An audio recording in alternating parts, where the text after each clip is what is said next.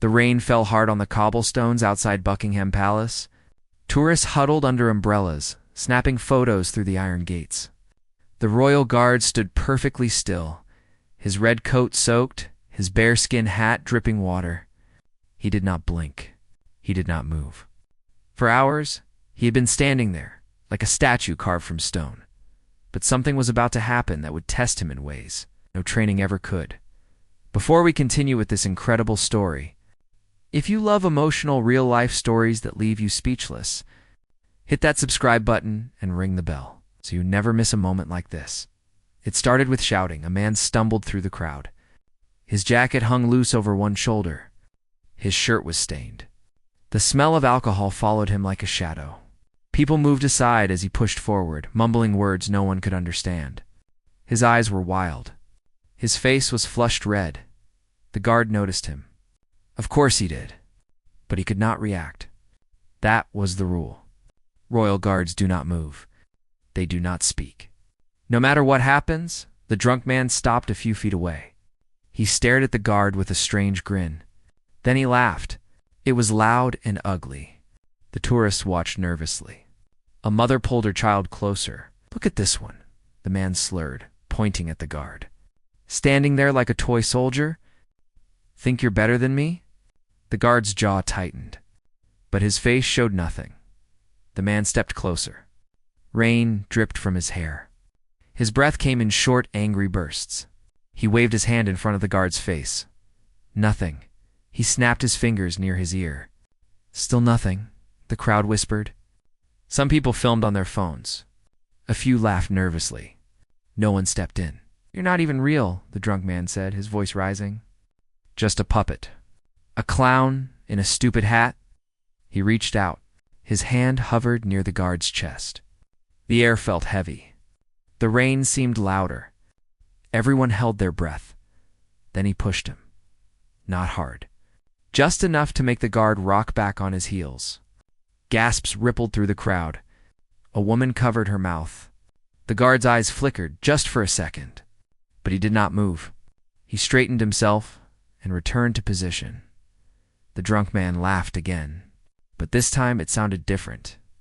Angrier, more desperate. "But what are you going to do?" he shouted. "Nothing. You'll do nothing. Because you're nothing." He shoved the guard again.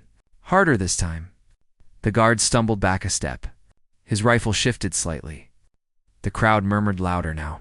Someone called out, "Stop it. Leave him alone." But the man did not stop. He grabbed the front of the guard's coat with both hands. His face was inches away now. His eyes filled with something dark. Pain, maybe, rage, or something broken that had been there a long time. "I said, do something," he screamed. The guard stood frozen. His breathing stayed even. His eyes looked straight ahead. But inside, something was happening. A battle no one could see.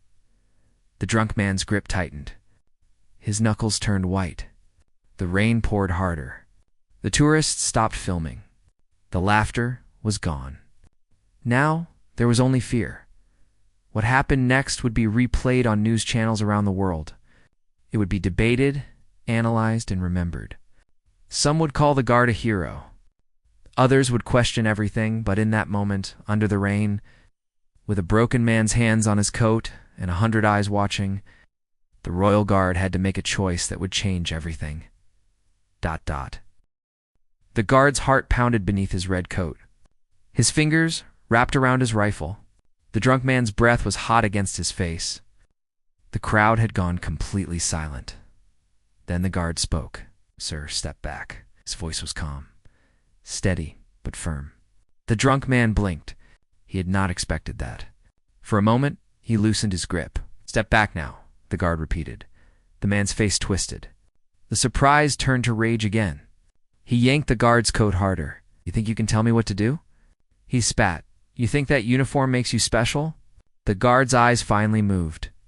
They locked onto the man's face. There was no anger there. No hatred. Just something else. Something the drunk man was not ready for. "I'm asking you to step back," the guard said quietly. "Before this gets worse." The man's hands began to shake. Not from the cold, Not from the alcohol. From something deeper. His eyes started to water. His lip trembled. "I lost everything," he whispered suddenly. His voice cracked. "My job. My family. Everything." The crowd shifted uncomfortably. This was not what anyone expected. The guard's expression softened, just slightly. "I understand," he said. "But this is not the way." The drunk man's grip weakened. His shoulders sagged. For a second, it looked like he might let go. Like he might walk away. But then he saw the cameras. All those phones pointed at him. Recording, judging, and something inside him snapped again. He ripped the guard's hat off his head. The bearskin flew through the air and landed in a puddle. The crowd gasped. A security officer started running toward them. The drunk man held the hat high like a trophy. There. He shouted, "Not so perfect now, are you?" The guard stood bareheaded in the rain. His dark hair was plastered to his forehead. Water ran down his face. But he did not chase the hat. He did not grab the man. He just stood there, watching him with those same calm eyes. The drunk man's smile faded. He looked down at the hat in his hands. It was heavy, wet, ridiculous looking, without someone wearing it. He looked back at the guard, at his young face, his patient eyes. And suddenly, the drunk man felt small. The security officer arrived. He grabbed the man's arm. Another officer came from the other side. They pulled him back, away from the guard.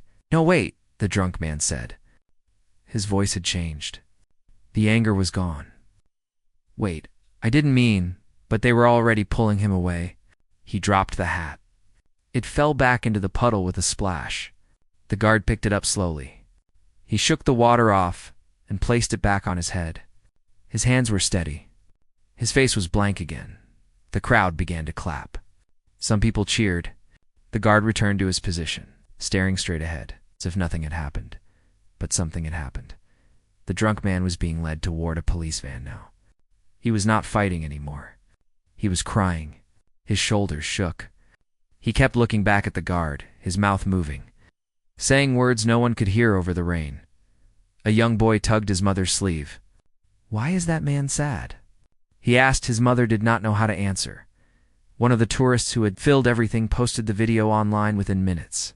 The caption read, "Drunk man attacks royal guard at Buckingham Palace." Within an hour, it had 10,000 views.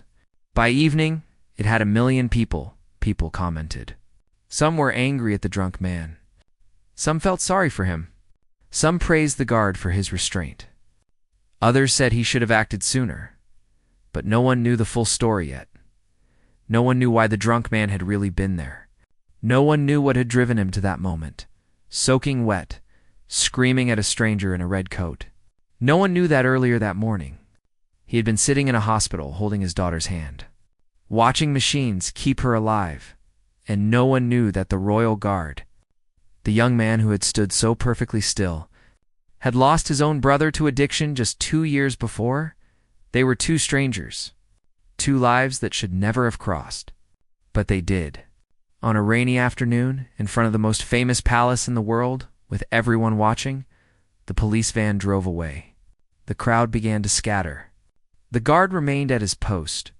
The rain kept falling, but the story was far from over. The drunk man sat in the back of the police van. His hands were cuffed. His head hung low. The officers sat across from him, silent. One of them looked at his phone, watching the video that was already going viral. "You're famous now," the officer said, not unkindly. "Whole world's watching." The man said nothing. His throat felt tight. His head throbbed. The alcohol was wearing off, and reality was flooding in like cold water. What had he done? The van stopped at the station. They led him inside, through bright fluorescent hallways that made his eyes hurt. They put him in a small room with a metal table and 2 chairs. The door closed with a heavy click. He sat alone for a long time. The room smelled like cleaning products and desperation. His clothes were still damp. He could not stop shaking. The door opened. A detective walked in. She was older, with gray hair and tired eyes that had seen too much. She sat down across from him and placed a folder on the table. James Carpenter, she read from a form. 43 years old. No prior arrests. That surprises me. James looked up slowly. His face was pale. Am I going to jail? Depends, she said. Assault on a royal guard is serious.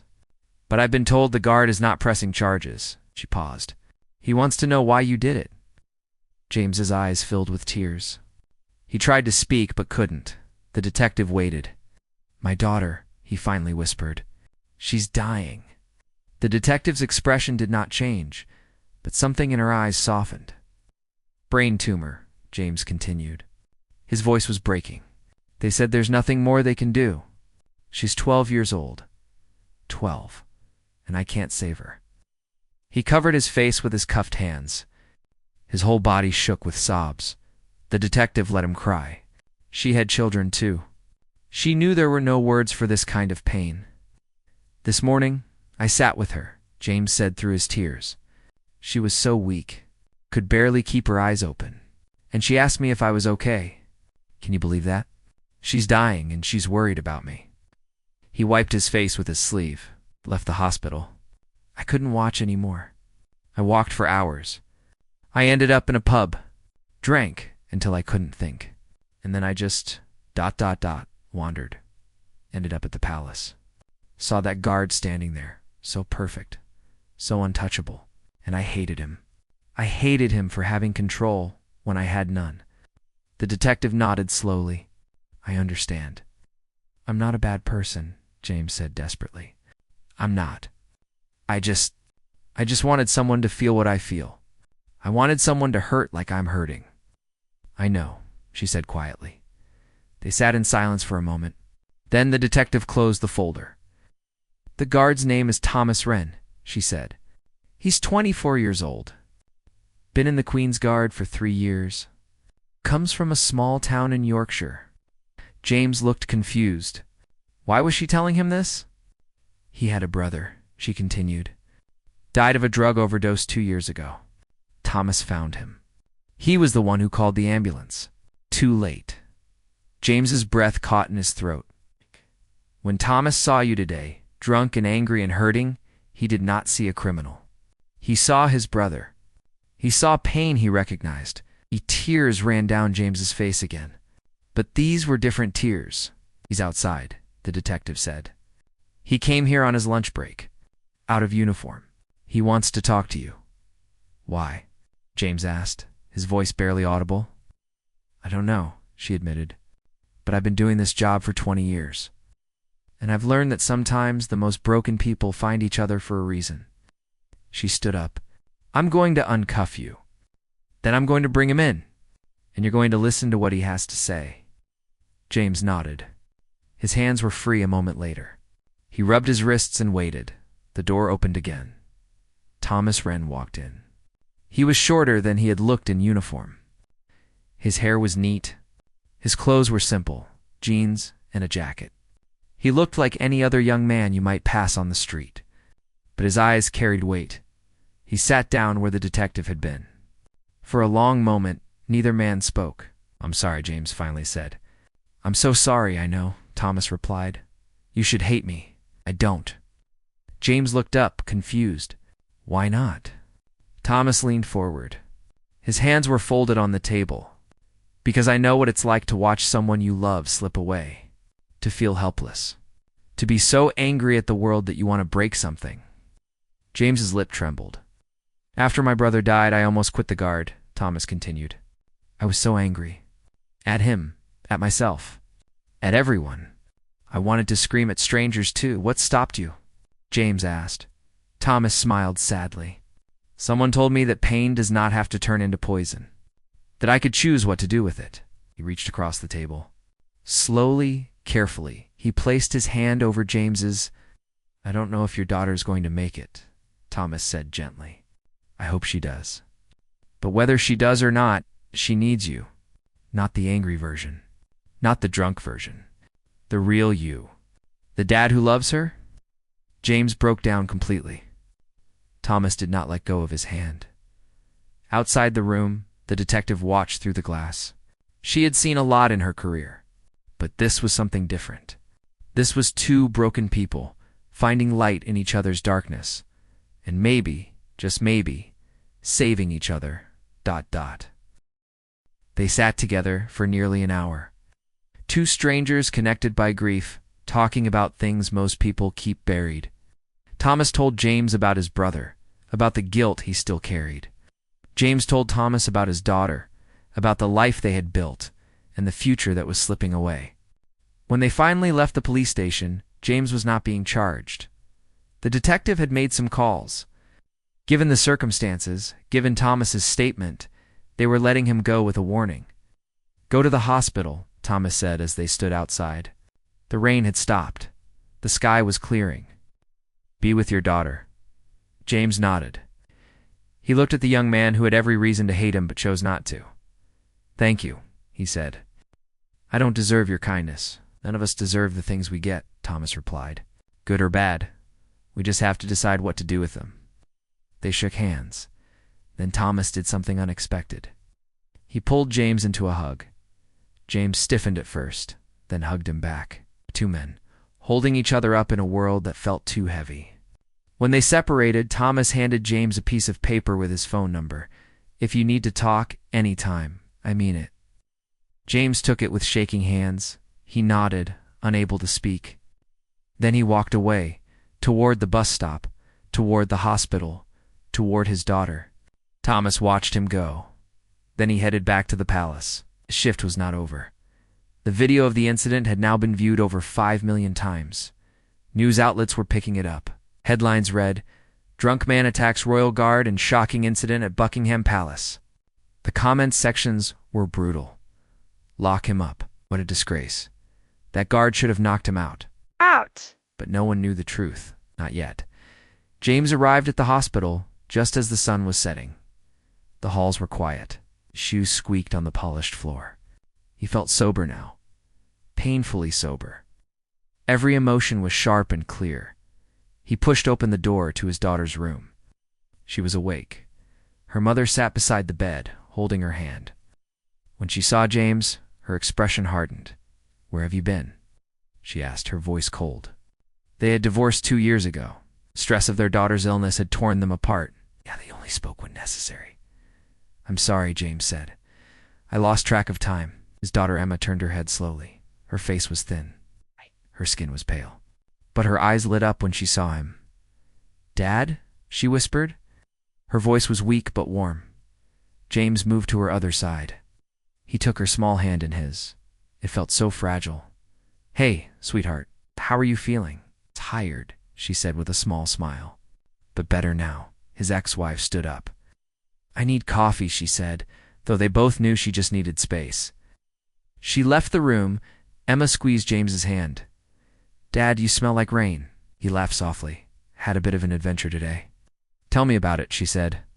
Her eyes were closing, but she was fighting to stay awake. James hesitated. Then he began to talk. He told her everything, about the drinking, the palace, the guard, the police station. The conversation. He did not hide anything. He had hidden enough. When he finished, Emma was quiet for a long moment. Then she said, "I'm glad you met him." "Why?" James asked. "'Cause you needed someone who understood." Her voice was barely a whisper now, and I think maybe he needed you too. Tears rolled down James's cheeks.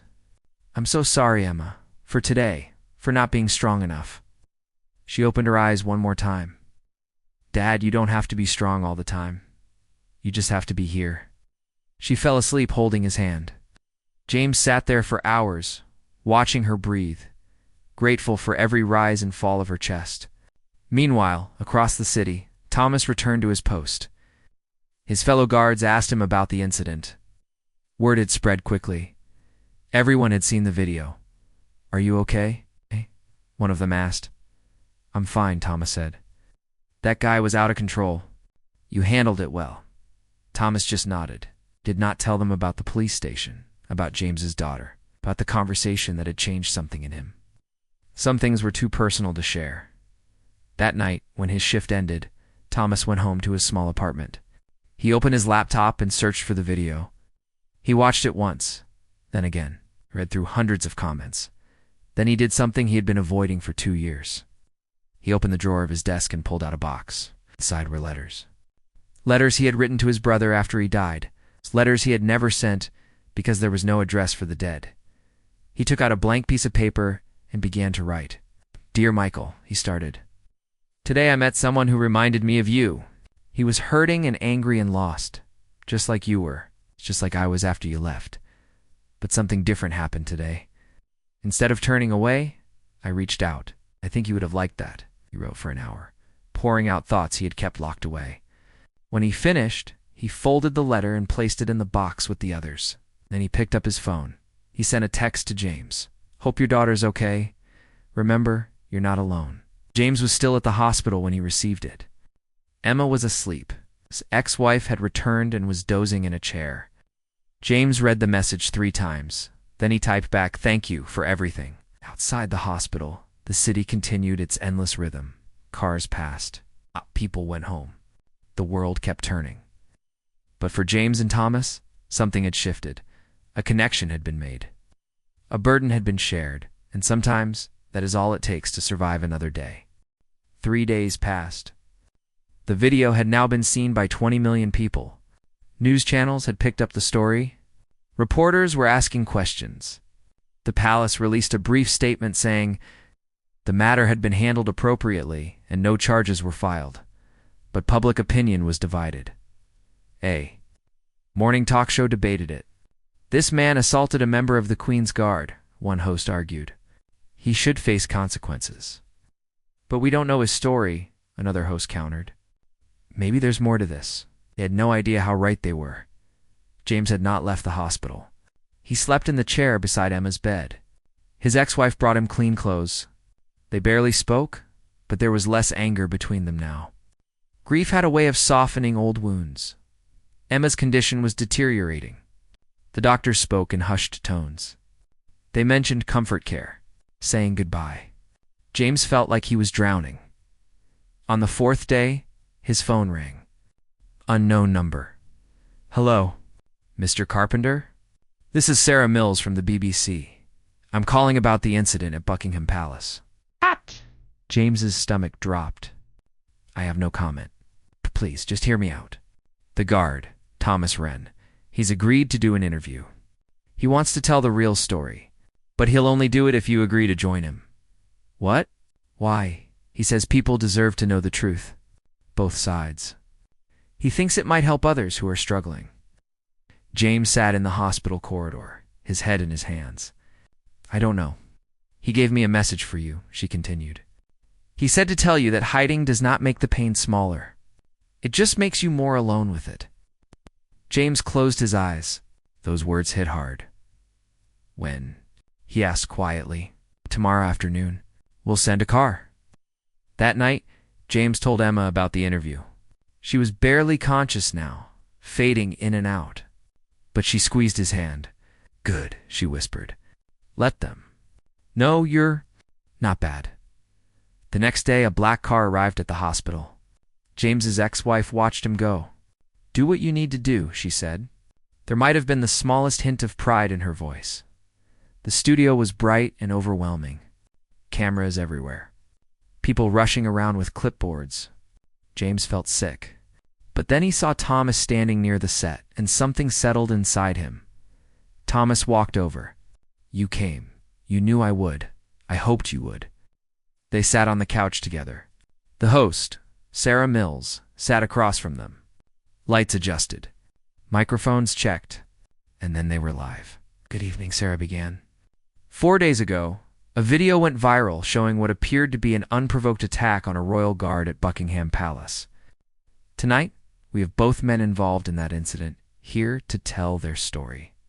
Thomas Wren, James Carpenter, thank you for being here. They both nodded.